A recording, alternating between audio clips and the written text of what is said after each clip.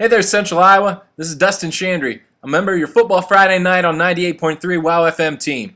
For those who don't know, we broadcast local CIML teams live on WOW FM every Friday night with updates from correspondents like myself from other key games around the metro.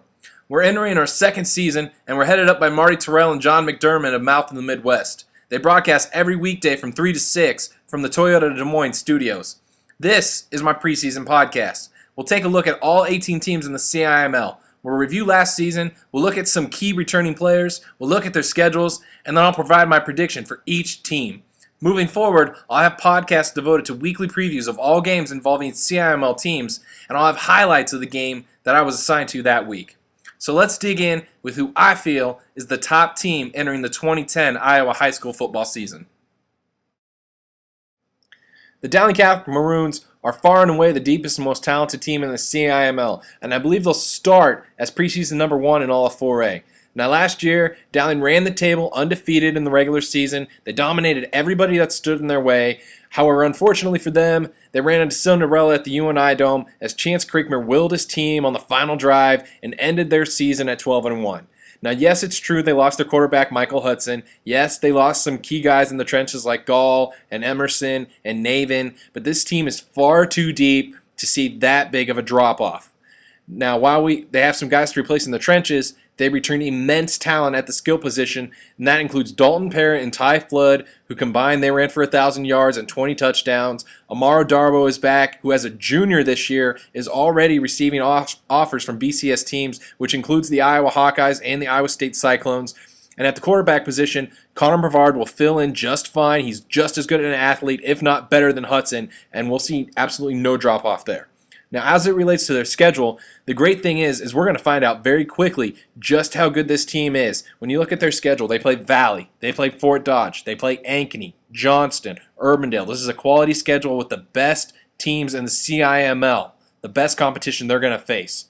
Now, my prediction for Dowling Catholic is that this team not only returns to the UNI Dome, but I believe Dowling will win it all this year, and they will look to accomplish back-to-back undefeated state championships like Dowling did back in 2001 and 2002. Now, the team that most people aren't familiar with, but will be once this season progresses, is Fort Dodge. The Dodgers last year finished 7-2 in the regular season, and they're comprised with mostly juniors. However, they lost to Valley in the first round, which I'll touch on here in a minute. Now, the Dodgers have the best combo backs in the CIML, with Jontel Clayton, who's a very physically intimidating, between-the-tackles type of back, but he also has great speed. And then you add Darius Caiston, who is more of a scat back. He uses his speed and his elusiveness in the open field. These two really complement one another. Now, when you add to the mix a player like Willie Williams, who will take some snaps at quarterback this year, it's a defense's worst nightmare having to prepare for these three exceptional players. Now, the Dodgers have a solid schedule in that they play Dowling Catholic, they play Urbandale in their non-conference, and they play all the teams in the Iowa Conference, which I think is the deepest conference in the CIML, and that includes Waukee and Valley.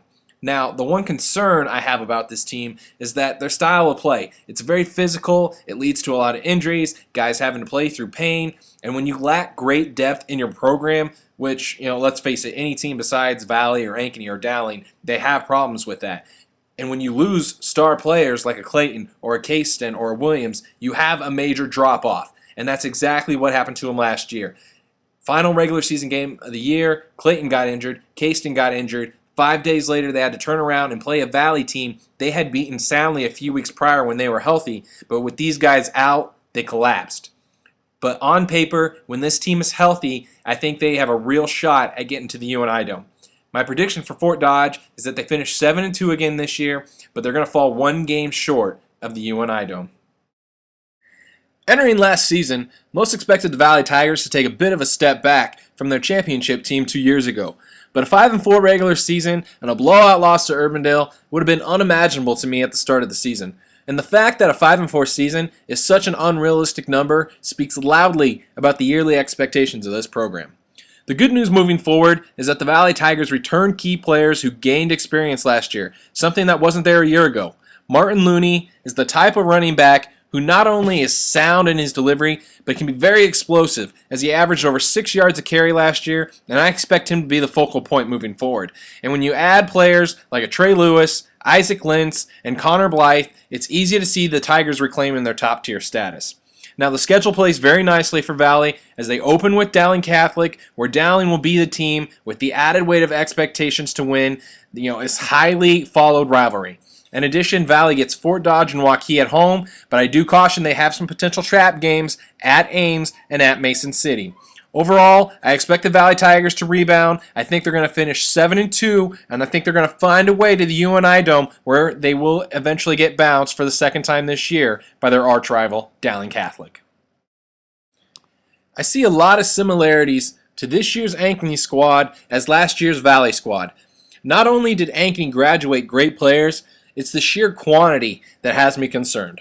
Tyler Leo, over 1,500 yards, 20 touchdowns, graduated. Brendan Jensen and 3 other offensive linemen graduated. Aaron Sturm, 8 other defensive starters graduated.